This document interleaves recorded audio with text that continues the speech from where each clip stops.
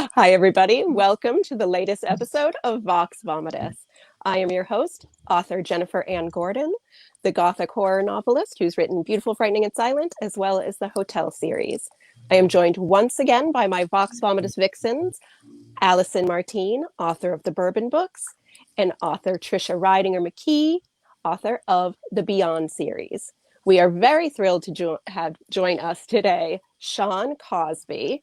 Sean A. Cosby, S.A. Cosby. He has many names. We just know him today as the man in the hat drinking the Jameson. Welcome, Sean.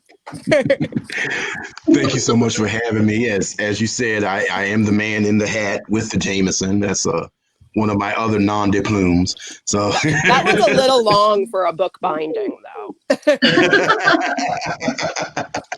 It's the name of my next book, The Man in the Hat with the Jameson. Listen, hey, I love it. It's still shorter than your titles, Jen. I know my titles are really long, but my next book will have a shorter title, I promise everybody. So, Sean, thank you for being here. You are the author of Blacktop Wasteland, which is exploding everywhere right now. I feel like you are winning every award out there. So first, congratulations. And also, we should probably fight to the death because we're both nominated for Book of the Year for authors on the air. So do it. Yeah, Jen was introducing you as this is the person I'm going to lose to for this award. Oh no.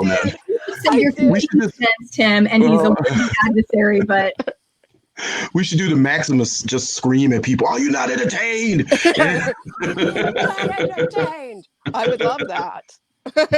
I'm just gonna do it to people on the street. Just walk by. They have no idea you're an author. Just do it randomly. Are you not entertained? Just randomly scream that at people. Yeah, I think that COVID, you can do that. Just do it from 6 feet away and wear a mask, and that's fine. Because you could always just say you're suffering from COVID stress if you get into trouble. That's a real thing. I think it is a real thing. That's something that's happened. It was funny when everything started. I was like, oh my God, I was like Edgar Allan Poe in Baltimore. Like I'm drinking all the liquor and I'm writing the saddest, darkest stories I've ever written. And then there was a point where halfway through it, I was like, maybe I'll make some artisanal bread or something. You became one of those people that's now just like making bread. Do you photograph it and put it on Instagram? No, I don't photograph it. But I actually, that's a pet peeve of mine. I'm like, why are you showing me your bread that I can't have? It's like, isn't it? Like, are you going to mail me this French toast you just made? No. Okay, then. Yeah, exactly. Are you coming to my house with it? Because if you're not coming to the house, we have nothing to talk about. All right. So your phase 1 of your quarantine was drinking all the liquor and writing all the sadness. Phase 2 was breads. What phase are we in now? What happened after breads? Was it just eating breads?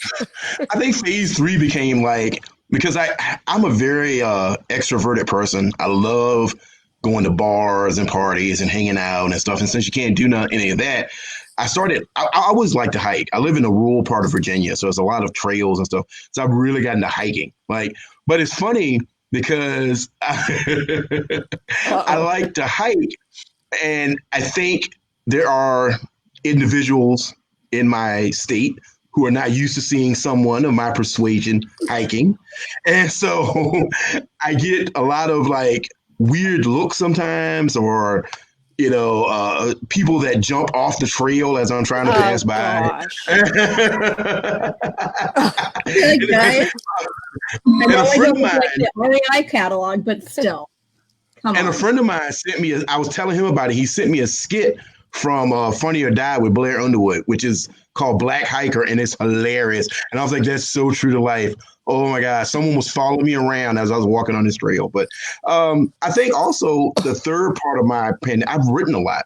I know a lot of people are like, oh, you can't write and it's depressing. And it is. It's depressing as hell. Like I said, I'm very extroverted. I miss going to bars and eavesdropping on conversations, but I've written a lot. I've written a lot of short stories. I finished my second book for my current publisher I'm working on another project for it sounds really pretentious, but it's sort of a secret project I can't talk about yet.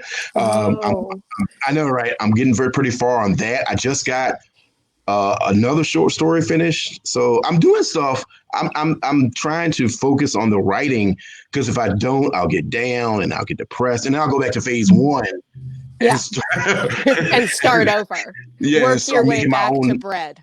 Making my own accent in the bathtub. So yeah, phase 4 is I wonder if I can make moonshine. Let's try it. And then you're just drinking rubbing Trisha, alcohol. Are you making moonshine there in Pennsylvania? Yes, we are. moonshine, I think moonshine can give absinthe a run for his money. I've seen people gain superpowers after drinking moonshine. That's right. What kind of powers do you get from moonshine? Blindness. I know it's like beer goggles. That's not the superpower. You get an air of invisibility that's not real. So, when I was much younger and much more foolish, me and some friends, we lived in the country in a rural area. It's not a lot to do. So we got a big jug of moonshine and we just started passing around like 5 of us. And one of my friends, we were sitting in front of his backyard and he had a fenced in backyard, 6 foot tall, dog-eared fence. And one of my other friends was like, I bet you if I run fast enough, I could run through that fence. I was like, I don't think you can do it. And then he got angry. You don't think I can do it? I'll do it. And then I was like drunk too. So I was like, I dare you. So he goes run. I mean, he was a big dude. He goes running full steam ahead, bursts through that fence like a cartoon character. And he comes back around and he's like, I did it. And I was like, I stand corrected. You might want to check. And he's like, what? And I kept pointing out. I was like, what? And he's like, what? And he's like, it was a big ass fucking splinter in his cheek. In his face. Yeah, to the face. The face. No. And he didn't even feel it. He just popped it out and was like, give me another swig. So moonshine, like I said, it gives you faux superpowers. Now I wonder, my best friend from law school, the only reason he was in my class is he was accepted to another law school but had to drop out because he broke his leg. And how did he break his leg? Because he thought he could jump over a swimming pool, a full swimming pool. Guess what? He couldn't. So he ended up having to miss his start. He was supposed to go to USC and ended up just hobbling around in a cast, run around Santa Clarita for a while, and then ended up with me. So I'm like, well, you were stupid, but stupid enough to be my friend. I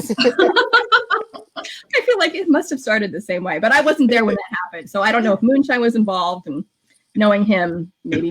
Oh, hey, Eric. Hi, Eric. So, Sean, our friend Eric just popped up saying he loves your book. And he is one of the people that, sent me a message saying how wonderful you are. So you owe Eric, like, I don't know what your rate is, like $20 a compliment. I think he's paying in moonshine. That's what I'm hearing. Paying in moonshine. I have this form of currency called Sean Bucks. I'll send him a couple of those. You can redeem them at any liquor store or Panera Bread nearby. Either one. But thank you, Eric. I appreciate that. I'm so glad that people have connected with the book, and it's more than I ever could have dreamed. I really, 7 years ago, I was working as a manager in a hardware store, and I was hating every minute of it.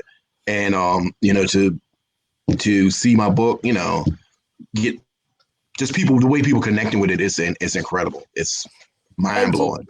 Do you think with everything that's happened in this past year that your book really is happening at the exact perfect place in history for you to kind of have this giant breakout success, like with the Black Lives Matter movement? Yeah, people finally seeing the world through less rose-colored glasses.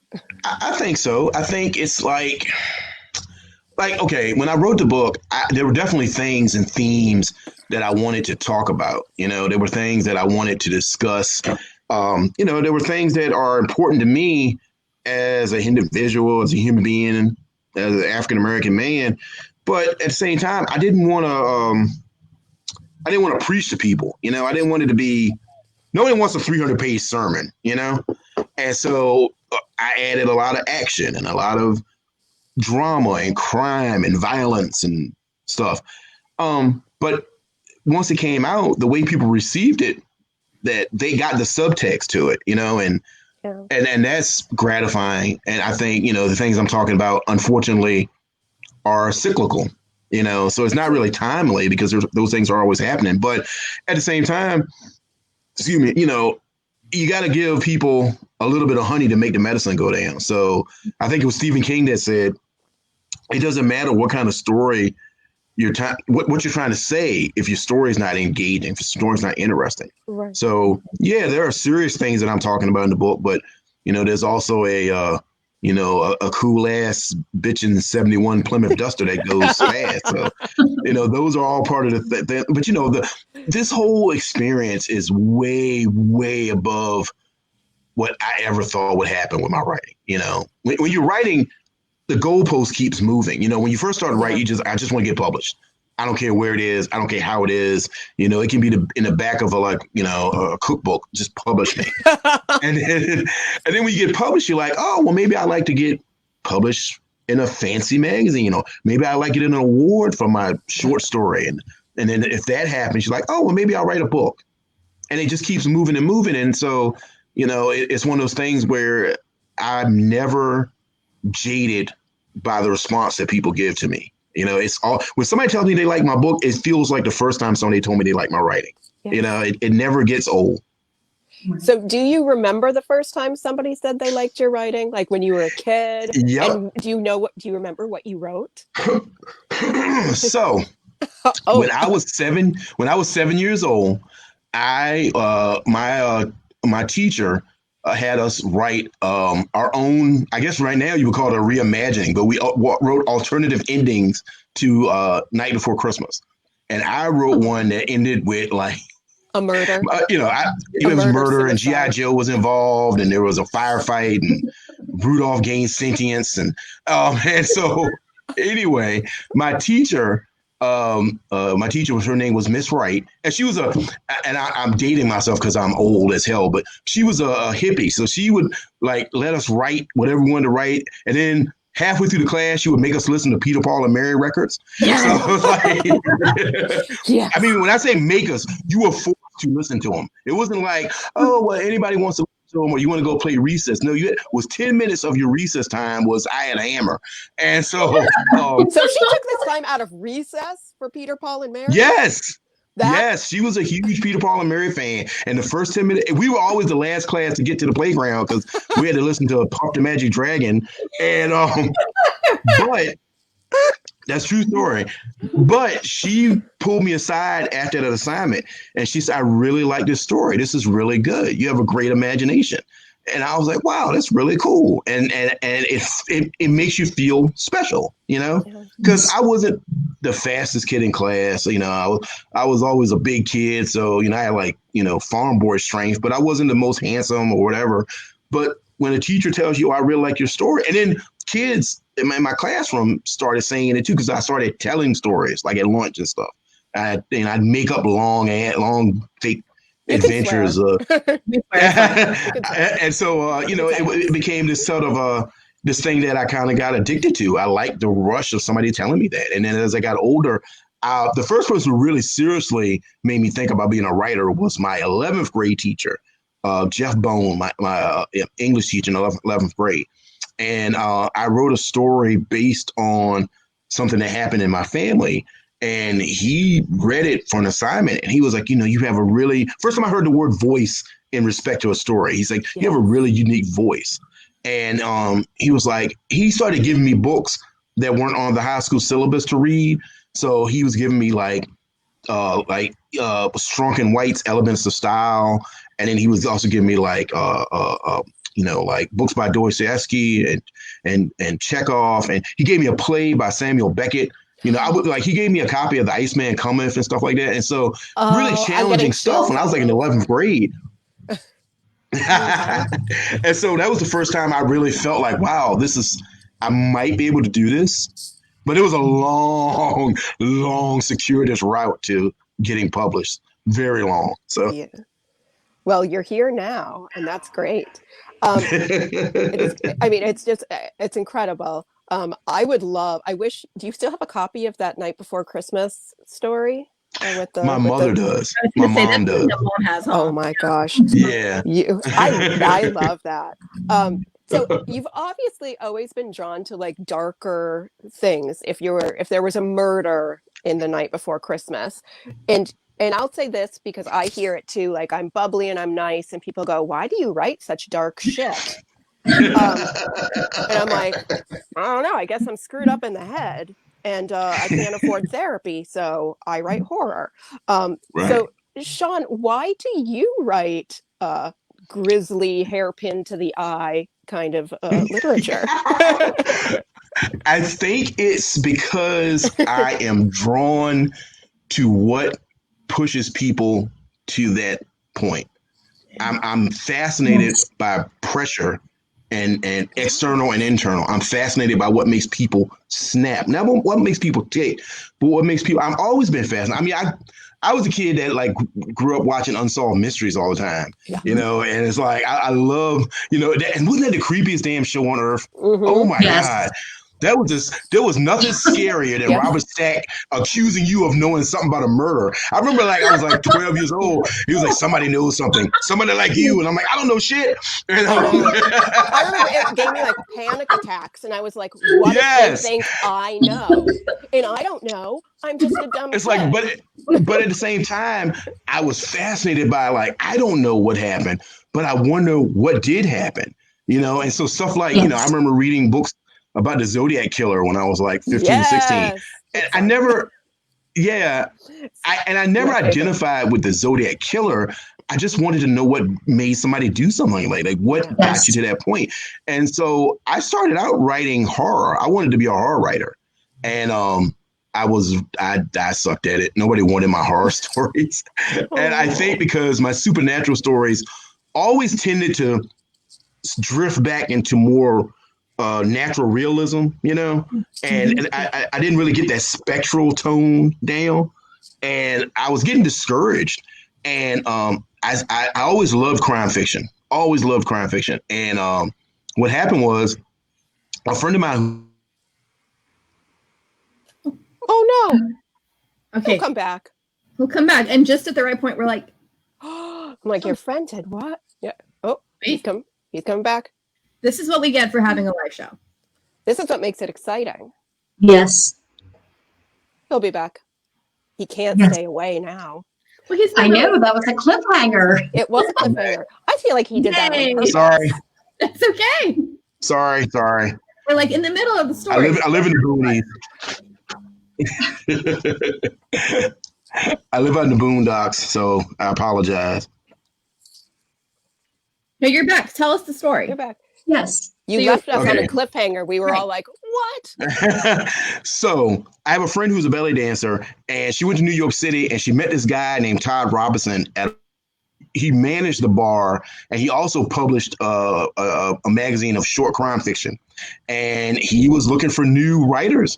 And she came back and she said, hey, this guy's looking for new writers. He really needs writers for crime fiction. And I was like, well, I love crime fiction, but I don't know if I can write it. I really want to be a horror writer. And she's like, you should try it. He's also paying like $100 a story. I'm like, oh, okay, well, I'll write something. I'd write anything for that. Oh, no.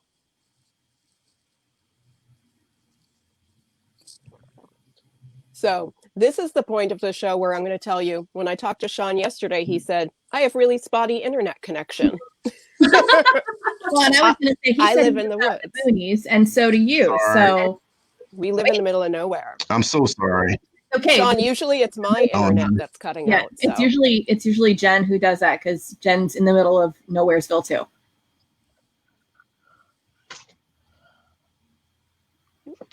Oh, I'm not able to get in. You're on. Sean, we can hear you. We can hear you. Can you hear? Oh, okay. I can hear you guys, but you can't see me. We can see you. We can see you. Yeah, just sit back because right now we only have your nose. There you go. Yeah, you're good. Oh. So. Okay. Anyway, that's how I got started in crime fiction. There was an opportunity and you took it, and you weren't thinking of, oh, I really want to write crime fiction. It was just that was what the demand was, so you tried your hand at it, and who knew that was the thing that was for you. and it just kind of clicked with me. I don't. It's funny because it's not something I pursued initially, but it just kind of, it just clicked. I felt like I found my voice, so to speak, and so that's when I started just kind of getting even more involved in crime fiction, and I don't know, it just fit, you know. It's great. It's great. Are you? Oh no, We lost him again. we lost him again. I'll just hop in and just say it's funny that does happen. That especially you might be drawn to something, but that might not be where you're the strongest writer. Like I'm not drawn to romance. I'm not a big romance reader. And then when I first wrote a romance novel, that was like I'm just kind of playing around with it. That's where I'm naturally writing now, and I'm drawn towards that. Now I still love science fiction and I write science fiction, but there's a lot of stuff that I read that I'm like, I'm not writing that kind of stuff. It's not me. Hello, Sean. So Hey. I will just throw Sorry, this out to Trisha once Sean is back. If you have any questions for Sean, so I don't just keep telling him how awesome I think he is and how I'm going to have to fight him to the death for the Book of the Year award. Fisticuffs. Are you there? Can you hear me? Can you hear me? We can hear Hi, you. yes. You guys hear? Yes. Okay. If anybody got any questions, now's the time to ask them because my signal is so weak. I'm so sorry. I Trisha, apologize. go. Trisha, question. Okay. When you're writing, are you writing with an intended audience, or are you writing for yourself? Are you writing the story that kind of just means something to you, or do you write intending to try to bring in an audience? I write for myself initially, but I hope what's interesting in me will be interesting to someone else. Right. And so I usually try to, like, if an idea is interesting enough for me to want to write a book about it, then I'm 60% sure somebody else will be into it. Right. And if it's not, if I don't think it has the legs to be a book, then I'll write as a short story. And even with a short story, you're writing to maybe a more specific audience. But you still hope that somebody gets it. That's for me the point of writing is presenting alternative points of view to people and maybe having somebody think about something in a way that they wouldn't have originally. Mm-hmm. Right. Awesome. And I love that you said maybe if it doesn't have the legs to be a novel, you do it as a short story. Because when I sit down to write, I never think this is a novel. Well, I'll just say this to our audience. I never think about it being a novel. Like, I hope it'll be a novel, but I sit there because I don't plan it out or anything. I'm a total pantser.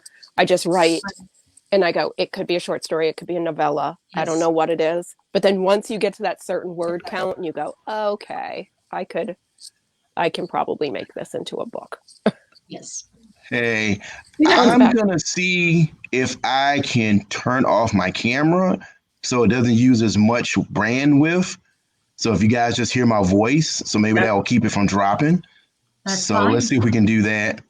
All right. So anyway, hopefully that'll stop the signal from dropping. But yeah, some books, some stories, some ideas are book length and some ideas are short story length. And then some of them are just like, I'll turn them into a poem. So it all depends on how I connect with the idea. Because sometimes you have an idea like, wow, this is really badass idea. No, it's not.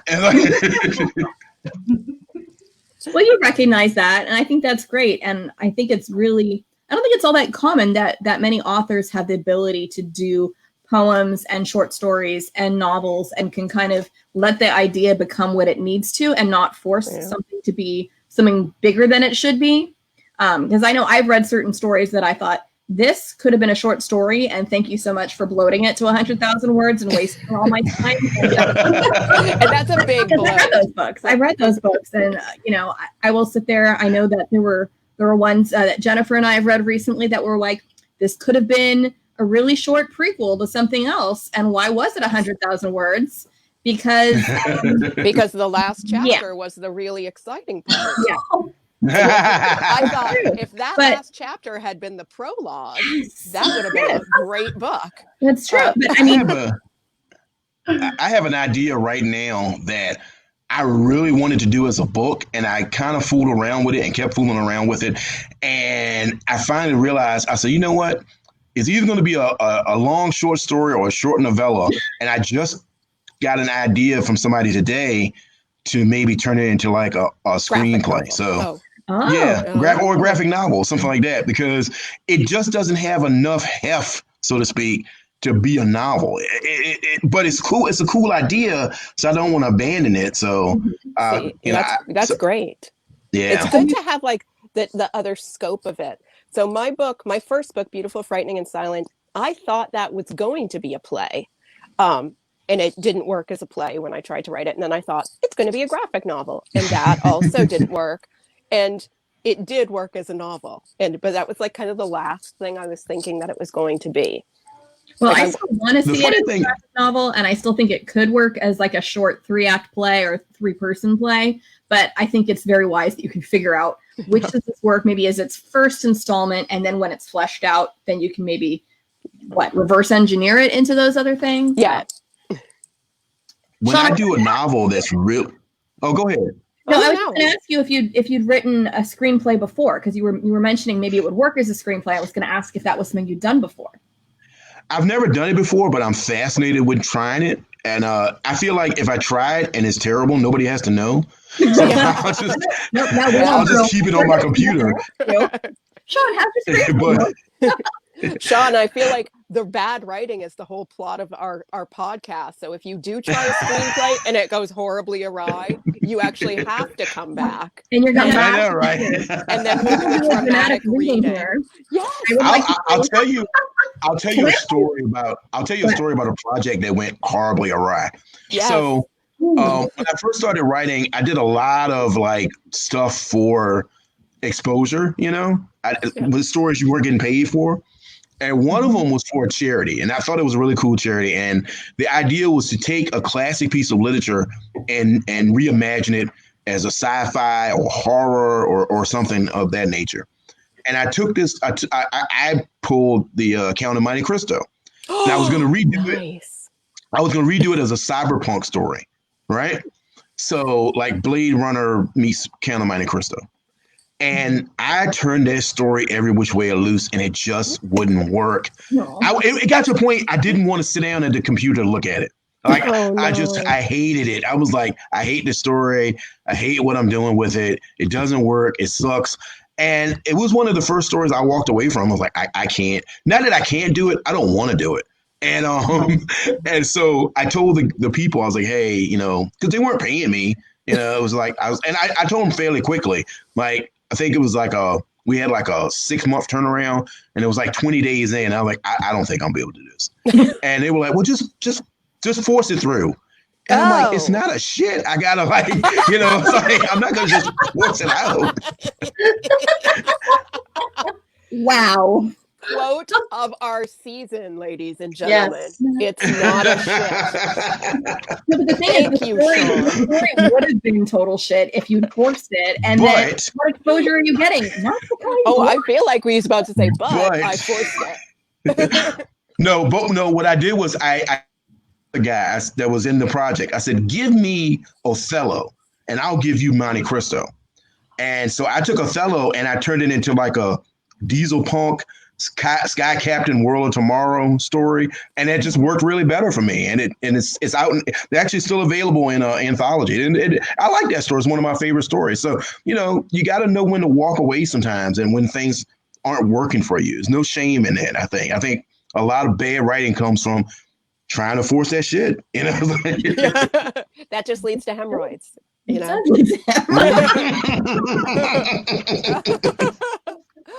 Sean, there's a question from somebody. Yeah, I don't know if Jen can read that because she doesn't have can sort of read it. Can you see? I was like, I'm just going to say, Eric is asking, Sean, where did you get the inspiration of writing Blacktop Wasteland? Okay, there's 2 main inspirations for Blacktop Wasteland.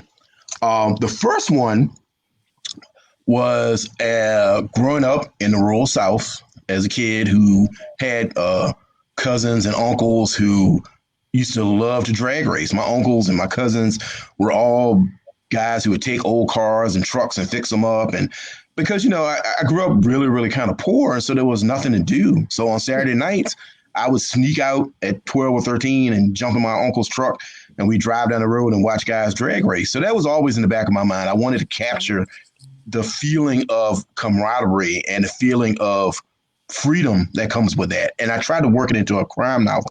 The second inspiration was a movie called Hell or High Water. It's starring Chris Pine and Ben Foster. And I walked out of the movie theater after watching that movie, and I said, I want to write a story that's like that, but from my point of view and from the point of view of the people that I grew up with. And so I kind of melded those two things together. And so, but also those are the two direct inspirations, but I also drew inspiration from like a lot of books that I read growing up. I used to have, I had an uncle who had a collection of old pulp novels like Jim Thompson and Jim Thompson and David Goodis and folks like that. And he gave them to me. I had no business reading them, but he would give them to me when he was done with them. And so I was inspired by that. Jim Thompson. I was like 11. I had no business reading that. I had no business reading the killer inside me. Yeah, but I was, and that also was sort of my fascination with damaged people and damaged characters. And I think if I'm being honest, I had some damaged folks in my family, and I think part of my writing initially was trying to understand them and trying to explain them subconsciously. And I think once we're I got all that, still trying to do that, Sean. Yeah. And so once I understood that, I could understand the characters. I have this incredible, unfortunate, I think sometimes, ability to be the devil advocate. I can see things from other people's perspective, no matter how bad it is. And so I use that in my writing. It's not always fun at parties, but but yeah, that was my inspiration for the book. I know, isn't that awful? It's not the same. Are you still there, Sean? Oh, we might have lost Sean. We may have lost Sean. Well, we had him for longer that time. We had him a lot longer. See, this gives the whole episode an air of mystery. Like, we never know if he's going to. He's coming back right now. Sean, are you there? He's almost here. I can sense it as a horror writer. You're here. You're alive. Can you hear me? Okay. Yes. Yeah. So anyway, but yeah, I miss parties. I miss parties a lot. I miss eavesdropping on people's bad conversations. Oh, yes. Like, how don't you love that though? And I'm stuck at home, and it's a lot harder to be inspired by people's memes on the internet than it is live actual humans. I love when you're at a party or a bar and you hear like the most outrageous story somebody's telling. You're like, oh my God, what happened next? It's like, I love that. Well, that's why I get a lot of story ideas from. I was in a bar in New York City one night, and I heard this girl tell this story that should have been a fucking like Quentin Tarantino movie. And I was like, I can't believe this is happening. I wish I was jotting down notes on a cocktail napkin. I was like, what in the hell? Sean, we need to get you, like, as a post-quarantine present, one of those little pocket recorders that reporters have, so you can just... Yes! You don't have to have, like, a bunch of notes on the cocktail napkin, and then later it's all stained with the Jameson, and you're like, what was this note again? So, I feel like... I love story. The idea of the cocktail napkins, though, because eventually... Sean is a household name for us, but eventually he's going to be a household name for everybody. And there should be in like a museum someplace, a scrapbook of all these cocktail napkins where high school and college kids who are like studying literature can go and like just stare at it and go, oh, I can smell the Jameson from here, in a good way. The same way white girls go to Louisa May Alcott's house. Oh my gosh. I'll tell you, like, I was doing a Noir the Bar in Washington, D.C. And after the Noir the Bar was over, all my other friends were like, well, we're going home because we're adults. We have kids. I don't have any children. So I was like, well, I'm going out. It's only 11 o'clock. I'm going out. And I went back to the hotel where I was staying at. Yeah, I went back to the hotel I was staying at. And I asked the concierge. I was like, "Hey, is there a bar nearby?" And she was like, "Oh, there's a bar in the basement of this hotel." I'm like, "Really? Where is it?" And she's like, "It's around the corner." And I was like, "That's a horror movie waiting to happen. I'm not going to round the corner of the lobby. They have this dark hallway to these wooden spiral steps." But I went to the basement bar, but you went. Yeah. And so I go down there, and it's this humongous bar in the basement of the hotel. It's in. Oh no! We will never know what happened. We'll never know what happened. We'll get him back. Oh my gosh! I feel like it was almost like the setup to the movie Get Out, and I'm like, oh no! And then what happened? Sean, he's gonna come back and be like, plot of my next book. Oh, so anyway, I got to do this before my signal drops out. So I go down here. Oh no! This is torture. There's a band. There's a band playing rockabilly songs, but they're wearing mime makeup. So they all look like mimes. But I kid you not, they're playing blue suede shoes. There's a group of Russians dancing to the rockabilly song. There always is. There always is. It's a bar. It was a bar called Crimson, and I'm sitting at the bar and I'm watching this go down, and I'm like, I'm not even drunk yet, and this is already the greatest night of my life. And one of the Russian dudes comes up to me, and he was like, "How you doing?" Hey, and I'm like, "I'm all right." And he says, "My friend wants to dance with you." I'm like, "I'm not really interested in dancing." And he's like, "No, she wants to dance with you." And then I realized, oh, you're not asking me, okay? And so I tell you. Yeah, just go. Just do it. So he asked me, "What do you do for a living?" And I said, "I'm a writer. I write crime stories." And he's like, "Oh, you don't know anything about crime." And he proceeds to tell me the most terrifying Russian crime stories I've ever heard in my life. So then he's like, they were getting ready to leave, and they were like, "You got to do a drink with us. You got to do a shot with us." And I'm like, "All right." So I'm used to a regular American shot, which is like 4 ounces maybe. No, this dude brings over like a Dixie cup full of vodka. And it's like, here's your shot. Do the shot. Yes. And so I did the shot of vodka, and it was the strongest liquor I've ever tasted in my life. It was like magma. I don't know where it came from. God. And I was like, it wasn't vodka at that point. It was fuel. They were using it for drag racing. Yeah. Yes. So I was like, one of these days I'm gonna work that into a story. I'm working that into a book because it really happened. I swear to God. But I will just say, my parting words to you will be, don't piss off the Russian mob. Yeah. That's going to be my parting words to you. Sean, we have to go. Mainly, we want to just keep chatting with you, but we do have another show that we are recording at 7 p.m. tonight. And I know we all are going to need to use the bathroom and get more alcohol in our bodies. I don't need more alcohol, but yeah. So, Sean, you were amazing. And yes, honestly, I loved every time you cut out, because I don't know if you could see us, but all three of us would go. Like we were leaning into the camera, like, and then what? Well, thank you guys so much for having me. This was so much fun. Please have me back. I would love to be back. I promise. Yes. I promise if I come back, I'll have a better internet connection. I swear. You said there's a friend that you always lose the story competitions to.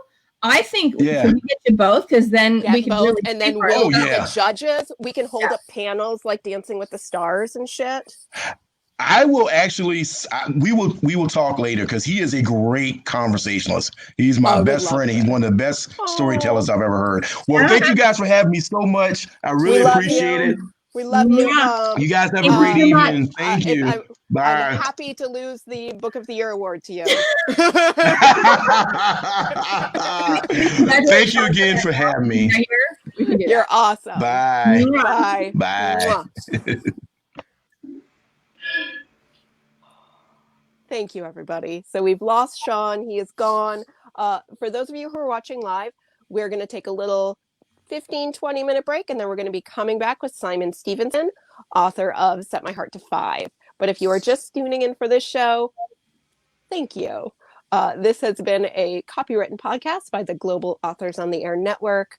Thank you to Roman Saratin, our producer, and Pam Stack, our executive producer. Thank you to my vixens. I will see you all in like 5 minutes.